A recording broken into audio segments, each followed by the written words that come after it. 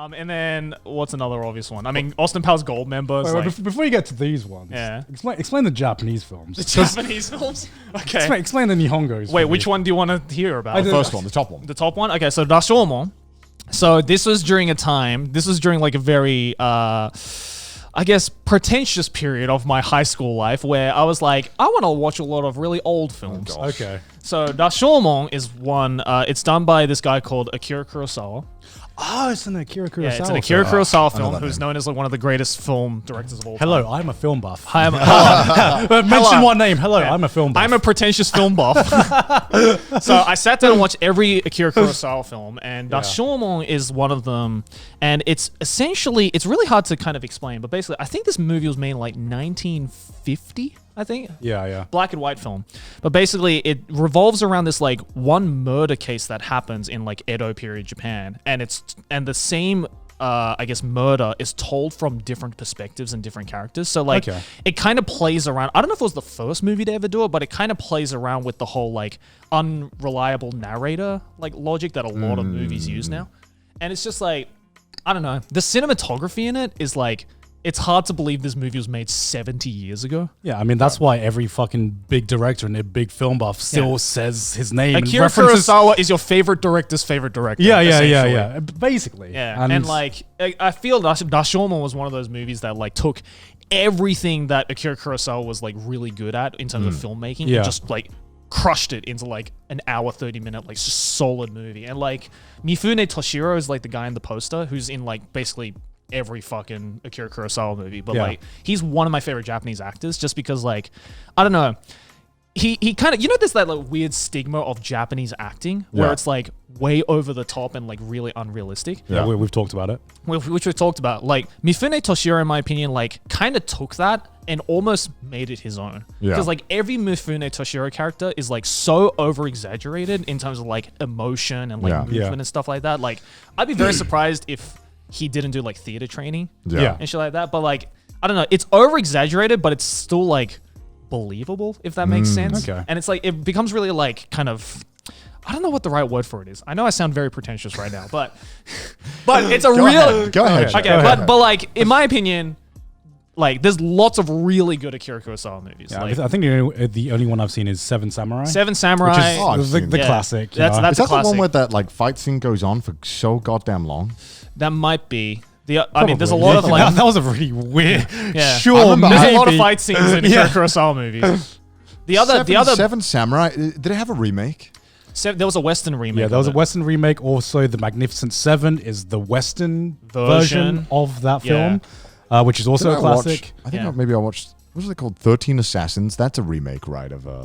That's... I don't know, actually. 13 Assassins is a different... I think that's a different story. Different story, is it? Yeah. Is there a really, really long fight in Seven Samurai? I don't know about Seven Samurai, but like the one that I can think of that has a really long fight is probably Ran. You've probably seen Seven Samurai if you went through the phase of going through like the IMDb top. You've probably seen about five. I feel like I've watched a movie called Seven Samurai that was in black and white, and there was a fight scene that was like 2 hours long, and I was just like sitting there like, when is it gonna end? I don't think Seven Samurai was even 2 hours long. Yeah, no, it was like 3.5 hours long. Is there I don't remember. Check. Yeah.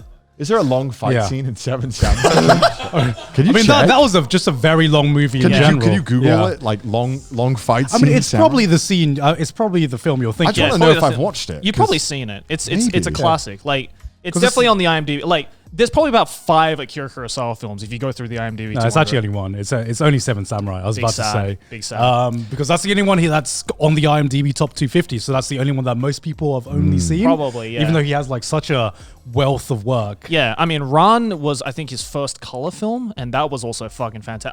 I think the stigma is that a lot of Akira Kurosawa films are like based around like samurai and shit like that. Yeah. When like later on in his career, he did a lot of like kind of rooted more in like modern day stuff. There's another film that I thought about putting up there called Ikiru, which means to live. Yeah. And it's essentially this like kind of coming of age story of this old man who realizes that he's like about to die. And basically like, you know the movie The Bucket List with fucking like Morgan Freeman and Jack Nicholson? Yeah. I feel that completely ripped off of Akira, because it's almost like, because the concept is exactly the same. It's like an old guy wanting to like kind of rediscover his life and like really like give meaning to his life on his deathbed. Okay. But like told in like a really like cool artistic Akira Kurosawa-esque way. Right. Yeah, I don't know. Yeah, I mean, he's a legend for a reason. Oh, he's a legend. Especially in the film industry. Yeah, if you're a movie buff, please watch Akira Kurosawa films. What's this? I've never... Okay, Kamero Tomuruna is, there's this... It's like a zombie movie, right? Yeah, so basically, it's this movie. Have you seen it? Yeah. It's, okay, I was not expecting anything out of this movie. So I actually watched this film... When did it come out? It's quite recently. It's like a couple of years ago. Yeah. Okay. So I thought it was just going to be like, okay, so the reason why I think this movie is genius is the way that it was marketed.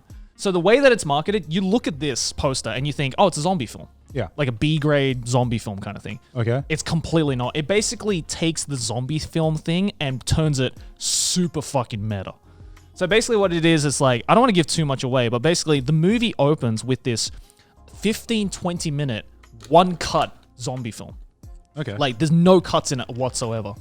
And then you think, oh, the credits roll and that's it. But then what happens is it goes back and it shows you how that one cut movie is made, but told in a fictional way.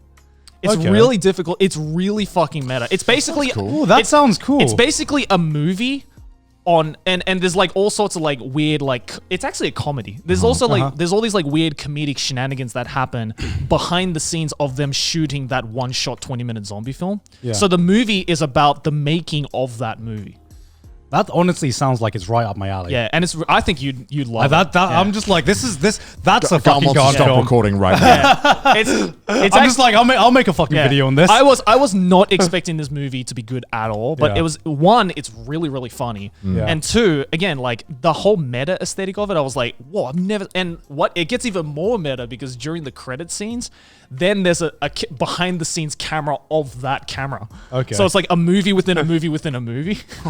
And it's like, I love it. I just love like the whole meta aesthetic of it. But like, I put this on there because like, for one, I barely know anyone who's seen it. I'd never even heard of it. Yeah, until you'd now. like. Yeah, I guess people will now. Yeah. The English title is One Cut of the Dead. One cut of the dead. Yeah. That sounds so cliche Yeah.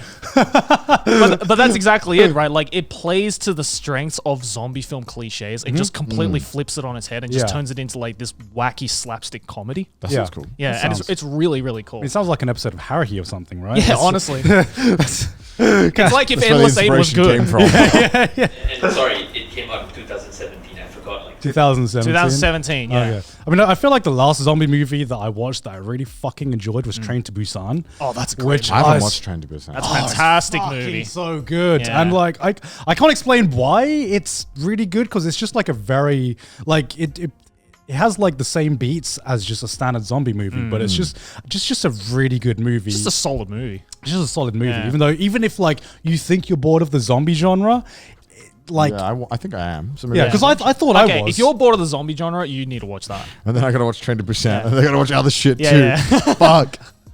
No, but like One Cut of the Dead, that was the title, right? Yeah. One Cut of the Dead, Yeah. like I feel if there's any movie I can recommend on my 3x3, it's probably that one. Just because Okay. it's like it I like how we both put it in the bottom right Yeah. as well, like the bottom left. Sorry. like it completely destroys what you think about movies. Yeah. Yeah. Okay. In a way that's like really fun and also like just again it's just meta as fuck. If Yeah, you love yeah. that whole meta thing, like you'd love that film. Yeah. Okay.